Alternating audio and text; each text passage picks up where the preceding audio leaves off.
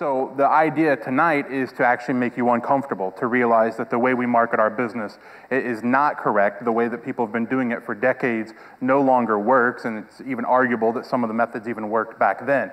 So what I want to give you tonight is not just how to build your brand and grow your business and those things, but how do you actually make more sales, because that's the point of being in business. Samuel Johnson said that we're basically getting hit with so many messages every single day that it's all noise.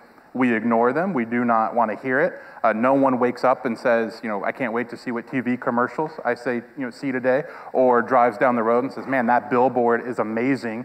Let me call them, right? We don't do that. There's no relevance to any of it. Now, what's interesting is Samuel Johnson said this over 200 years ago, which means we've been doing it wrong for a very long time, right? Now, this is a true statistic that I made up, that all marketing is pretty much, unwanted, unwelcome. Again, we don't wake up and say, I want to hear from this company today. So the question is, why do we market ourselves the way we hate being marketed to? And why are we not paying attention to the fact that the way we market ourselves affects our brand?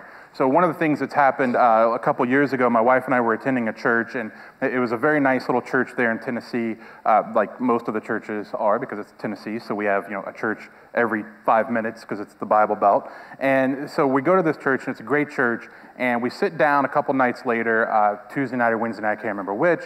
We get the kids in bed, which for those of you who are parents know is a minor miracle in and of itself.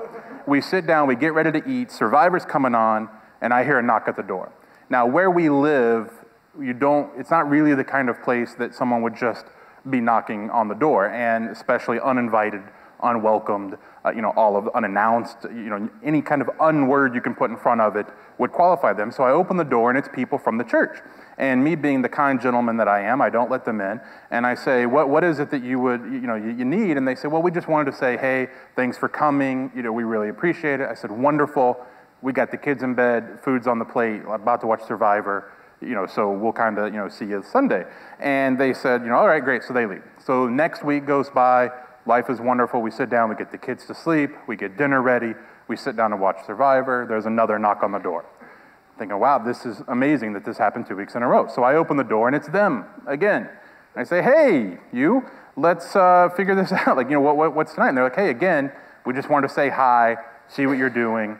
I don't let them in. I say, okay, we're doing wonderful, thank you, and all of that.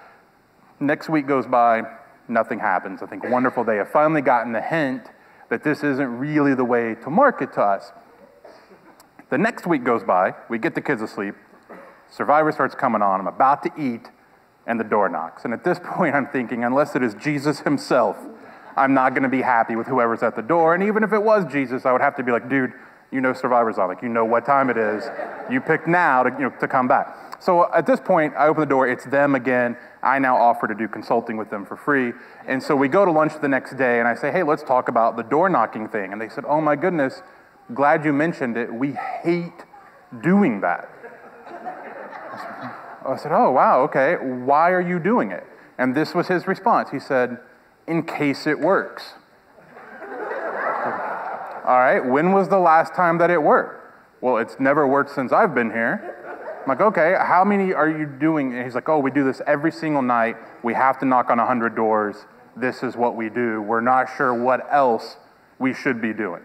So what's happening is that they don't realize that we were fine going to church there, and we were getting what we needed as a family, from that experience. And again, I'm not using this example because we're at a church here tonight. This could be any business. We end up marketing the way we hate to be marketed to ourselves. We hate to be sold to, but we do it because we don't know what else to do. We think that we have to market rather than build a brand. And what you don't understand is that your brand is the difference between you and everyone else who does what you do. And if there's anyone in the room right now who thinks that they don't have any competition, then you probably also don't have any money, because usually when I meet someone who says they've got this amazing idea and no one's ever done it, there's a reason no one's ever done it, right? Because it maybe isn't that good of an idea. So you have to understand that anyone can go and copy your website. They can copy your product, your service. They can be $1 cheaper than you. They can mimic everything about you. What is going to make you stand out and why people are going to do business with you is your brand.